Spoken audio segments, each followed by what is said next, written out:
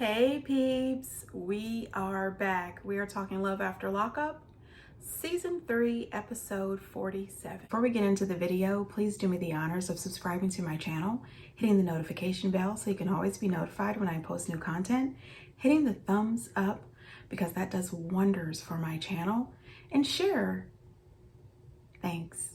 So this episode starts off with Puppy and Amber, and when we last left off, Amber was knocking on the door trying to find Puppy. So some guy answers the door and she asks for Puppy and he says, well, who are you? And she of course says that she's Amber. Well, Puppy comes out and she is bitter. Okay, bitter Betty. First of all, I would like to say that she does look better than she did that very last episode that we saw her on.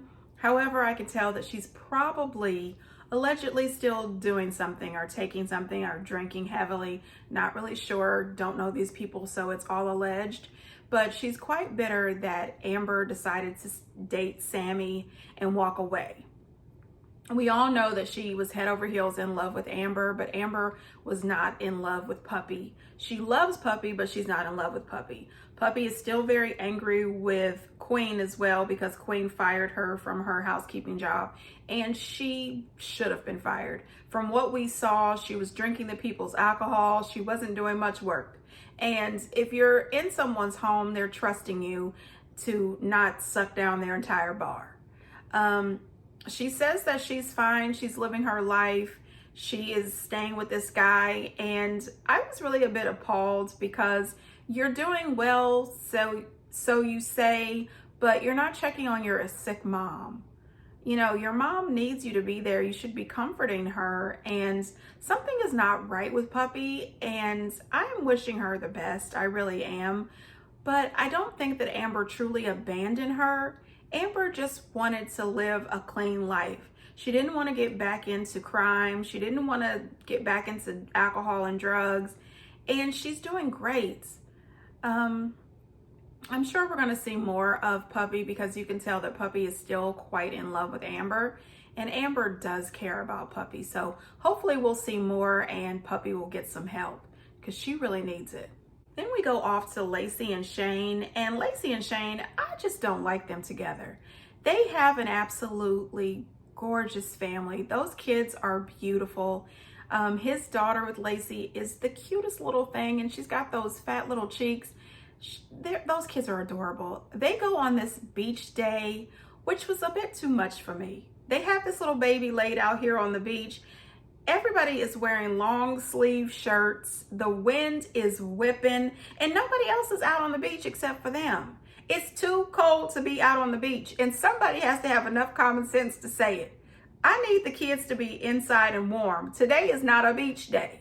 But anyway, she's talking to her friends and she says that Shane is spending 10 hours a day at the gym and he's getting all dressed up to go to the gym and then he's showering as soon as he gets home. And you know, the showering when he gets home thing I'm not concerned about because yes, please take your butt to the shower. I appreciate it. But Lacey's sitting back acting as if she's all timid and she never thought to check his phone. Come on now. Us women and men, we have intuition, and our intuition lets us know that something is not quite right. And even though I do not condone searching through someone's phone or checking email or checking social media and all that stuff, because that's not something that I would do. But if I am married to you and I am thinking that something might be going on, you daggone right, I'm going through the stuff, okay? I'm checking text messages and everything if I am suspectant. But I'm also going to approach you. I am going to approach you about it first. What is going on? What's happening? You don't have a job. You're not supporting this household, but you're at the gym 10 hours a day. Then you went and got those fancy braces and you didn't talk to me about it first. You are out spending $4,000 of my money. Okay, well, anyway, her friend gets his phone and she finds a text message. A text message from some girl, Sydney. It said, so excited for our next training session. Case? Well, first of all, has he even said that he's training anybody? But you wouldn't put an X? Not for someone that's training you. Hugs and kisses No, for training? He's not training anybody. No, ma'am. Training session, is that short for the sex? I don't think so. I would be very upset. She storms off to the public restroom, and I'm thinking, oh, okay, now we got action. She's going to go in here and call this Sydney girl to get a little clarification. But no, she's on the phone talking to John. I said, wait, not John from last season, John that got out of jail. You had your daddy go over there and tell John off. Not the John that you didn't want anymore because you was with Shane. Not that John. She is in there talking. Not happy with him. Mary, no, like, please quiet. I told you not to. You chose him over me. I didn't. I don't know what I did. I don't know. More than once. If I could go back in time, like, I would change a lot of things. Girl, bye. No, ma'am. I don't believe it. I mean, even if you would change, I don't believe it. You know, and then she has her daddy talking to Shane. He tells Shane, buddy, what are you doing? You're at the gym 10 hours a day. You don't have a job. You're not supporting this family. What are you doing? Are you sorry that you married my daughter and have a child? He says no, but he's just going through something. You know, he's trying to find a full-time work from home job. No, sir. As a grown man with children and a wife, you need to find any job. Get any job until you can find the job that you really want. Sir, there are places hiring every day. You can work at McDonald's for all I care. You have to contribute something to this household. You are full of crap and you're up to no good, and so is Lacey, and neither one of you belong together. Neither one of you are stable enough, responsible enough, or have enough common sense to be in a full marriage raising beautiful, healthy kids. Now, that's one thing I can say. Those kids do seem to be healthy. Those kids seem to be happy children. So they are doing something there. But this is a couple that I do not think goes together. This is a couple that I just don't like. I don't think they work. Then we go to Dante. Honey, it's Dante, then it's Dante and Nicole, then it's Dante, Nicole, and Tia. Listen, Dante, I've had it with you. I've had it with you. Okay, so we see him go on this blind date with this girl named La Crystal. I was wishing the best for him. I said, wait a minute. She's not asking you for any money. She seems like an upstanding citizen. She doesn't have a criminal record. This could be something good. He lets us know that if he hasn't talked to Nicole for 4 months and that he's been trying to reach out to her, he wants to talk to her. She's not responding to his calls or text messages. He just can't get this woman off his mind. And I said, why? Why? At the same time, you have all these bill collectors calling you because you have spent all of your money on Nicole. You know what? I want to feel sorry for Dante, but I can't. You're an idiot. Oh my goodness. This guy, he has so much potential, but it's cringy. I mean, seriously. How the hell are you single? Ain't no damn way. Honestly, I attract the wrong type of man. The last relationship I was in, can you believe a person used me as a rebound to get over their ex? Girl, listen, hun. You are still attracting the wrong kind of guys. He is still hung up on his ex and using you. Dag on it. Then we see him go by Nicole's house to talk to her mom.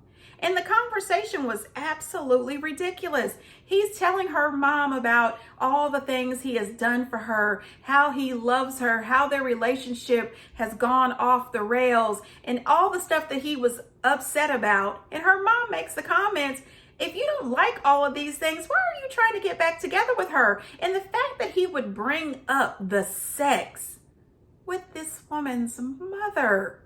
Why do you keep having these weird conversations with her mom? I feel like I have held this woman down since we met. I mean, I don't want to sound like I'm pressed for sex. I want the same love and affection that I give. Doesn't owe you anything. If you're not getting it, you leave. That's how a relationship is. He doesn't have to have sex with you, and if that's not good enough for you, kick rocks.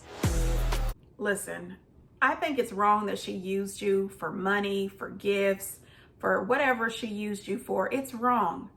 But no matter what she used you for, she does not owe you sex. No woman owes a man sex. I mean, it's wrong. The way she treated him was definitely wrong. But nobody owes you sex, Deontay. Nobody.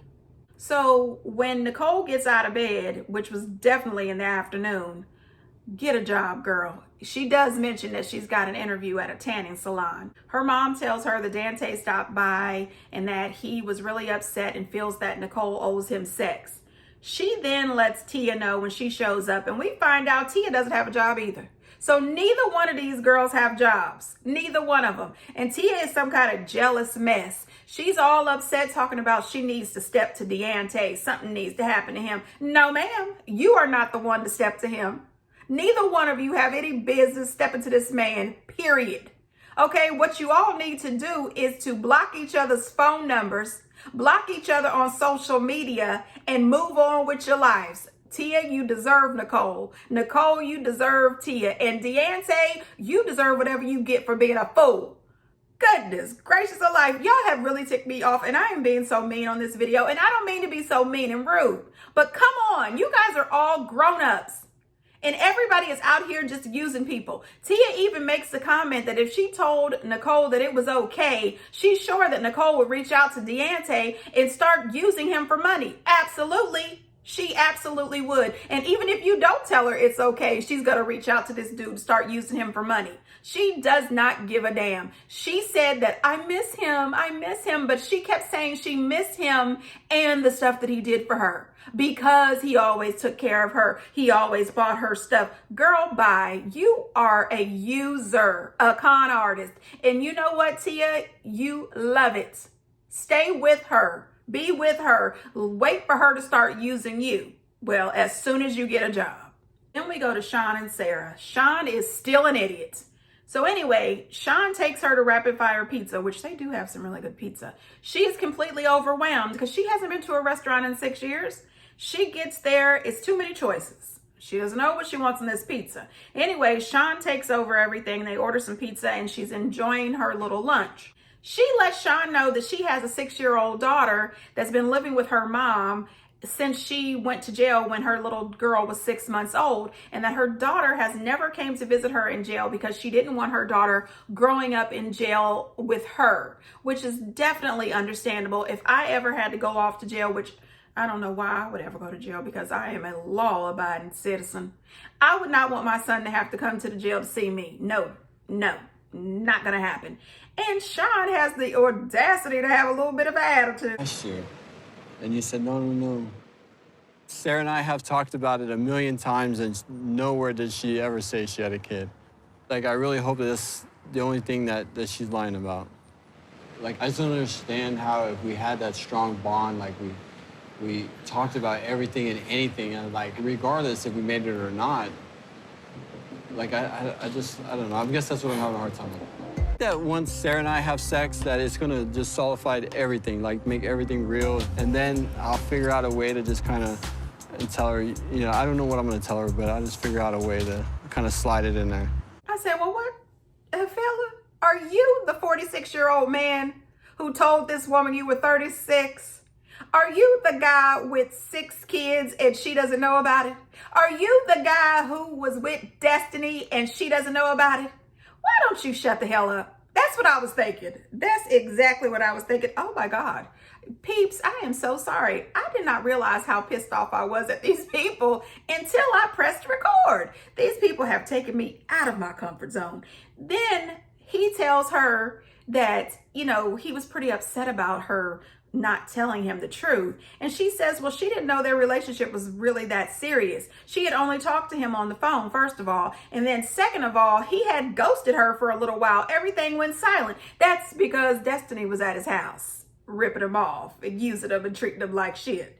Excuse me, peeps. Anyway, this man is not the morality police. So boy, if you don't cut the crap. Then he mentions to her, well, maybe later they could find somewhere to have sex, in the car or, you know, off on the side of the road. And she says, well, maybe a little cornfield. Ma'am, stop this. We already know that you don't want anything to do with Sean when it comes to the sex. And you should not be entertaining this disgustingness. No, we are not about to frolic in the cornfields. I just met you today. Oh, these people are ridiculous. She lets Sean know that he is not about to meet her daughter or her mom. And I don't blame her. I just met you. You cannot meet my child. I don't even know my child. The last time I saw her, she was 6 months old. I need to spend some time with my child and my mom. I need to get my life on track. Sean should get right back on a plane and fly his butt back out to Las Vegas, beg those people to give you your job back, and start taking care of your 6 children. And sign up for some mental health. You need therapy. Anyway, she tells him that she wants him to drop her off somewhere on the side of the road. They are not having the sex. She is not ready. She has not had sex while sober her entire life. I said, ma'am, that is a problem. She needs some therapy as well. Something is not right. There is something else that she is hiding from him. He is hiding a whole lot from her. She gets upset, tells him to drop her off and don't go the same direction as her. Don't you follow me? And he starts to follow, and she gets out of her car and lets him know. Oh my God. Worse. What are you doing? What? Do not follow me. I'm not gonna follow you. There's like another way to pull out. You couldn't go that way? No. You seriously better not follow me right now. All right. I'll go the other way. Okay, I love you. I love you too. It almost feels like I'm being conned again. I mean, I don't think I'll ever see her again. Like, she acted like she was just done. Let go. Do not follow me. Do not turn the same way as me. And when she gets back in the car, you hear her on her mic call him a psycho. Girl, I'm thinking you might be a little psycho too. You and Sean are both absolutely nuts. And this relationship is not going to work. She is hiding something. She needs some help. And Sean is hiding stuff and he needs some help. Buddy, drive back to Vegas for all I care. Go somewhere, gas up, stop by the hotel, get your crap, and go back to Vegas. Oh my goodness. Then we have John and Christiana. Now I like Christiana, John not so much. This woman had the nerve to say, yes, she would remarry John. She wants the white dress. She wants her mama to walk her down the aisle. And she's hoping that her sister Tara can come. I said, oh, God. Then they finished this Bonnie and Clyde photo shoot. This was the most ridiculousness. I said, I wish they would knock this Bonnie and Clyde stuff off. Really, please, stop with this. Listen, they're going to try to work it out. I don't know. It wasn't much for John and Christiana, but I can't stand it. At the end of the show, they showed a little bit about them and they are happy together. Christiana has a job at a fast food place that she absolutely loves. They're in town. They are going to all these horror conventions. They have started some kind of a horror memorabilia situation from the Comic-Con or the Horror-Con, and John will, if you pay him, he'll get your memorabilia signed and then they'll mail it to you. And there's a fee of $20 or something. I don't even know. I don't even know. But, you know, if Christiana is happy, I'm happy. You know, I don't like John. I don't know what it is. Not so much. I really don't.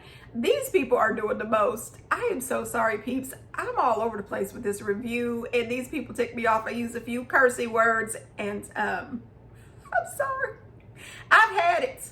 Anyway, you guys, get down in the comments and let me know what you think of this particular episode. And until next time, bye.